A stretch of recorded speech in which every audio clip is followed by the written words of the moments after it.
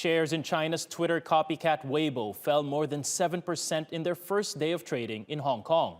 It's the latest sign that investors are still worried about the scope of Beijing's crackdown on tech giants. Weibo joins firms like Alibaba and JD.com, which are both listed in Hong Kong and New York. Didi, the ride-hailing company similar to Uber, is taking it a step further. It plans to delist from the New York Stock Exchange in favor of Hong Kong just half a year after its $4.4 billion IPO in the US. Chinese internet firms have been under increased regulatory scrutiny over their presence in American financial markets, which means they're covered by rules written in Washington. According to the Financial Times, Beijing plans to restrict the main channel that startups have used in the past to raise billions of dollars from foreign investors. Now for more, let's go to Richard Kimber, who's following the story for us in Hong Kong.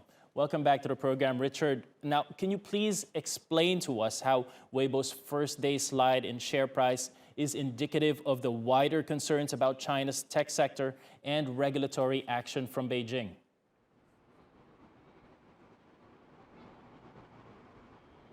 That's right, here at the Hong Kong Stock Exchange, right behind me, the big ticker board is up as usual, showing the day's biggest winners and losers, and Weibo's right there with its 7% drop from its listing price today in what was a highly anticipated secondary listing. As you say, it's already listed in the US. It's part of a whole tranche of Chinese companies that are doing what's being called here as homecoming listings, coming back to China effectively, listing in Hong Kong as a means to still attract an international investor appetite while still being closer to its home country in China. Now, this has not gone well for Weibo, just as it has not gone well for many big Chinese companies this year because of increasing investor concern about that regulatory action that you mentioned earlier. There's just a huge amount of uncertainty here and a lack of trust about whether or not the Chinese securities regulators have larger, bigger regulatory plans in the offing in the coming months. There's been concern all year because some of China's biggest companies, such as Tencent, Alibaba, that you mentioned before, have all been hammered by sweeping new reforms that Beijing has unveiled across the sector, requiring them to restructure their companies,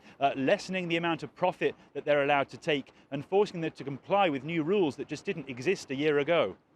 Now, what are Chinese securities regulators saying to reassure international investors? As I understand, the official line, at least publicly, is that they still want these companies listed in foreign markets.